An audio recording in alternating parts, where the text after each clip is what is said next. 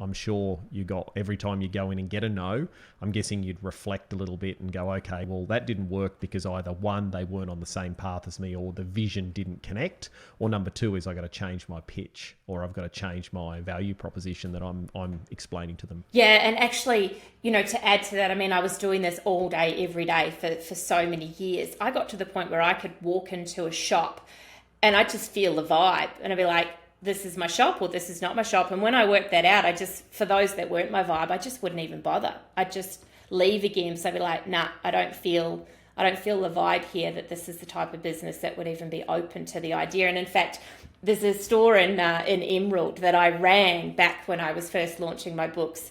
And I, said, I'd like to talk to the owner about stocking the book. Nope, we don't stock books. Hung up on me. And you're like, oh, okay. Anyway, it was about 18 months later and I was going through Emerald and I thought, oh, what's the worst that can happen? They can only say no again.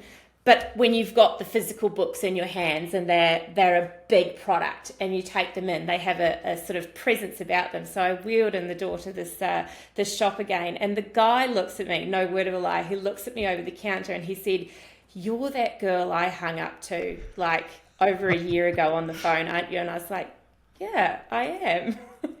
Like how he remembered. I hadn't even said anything.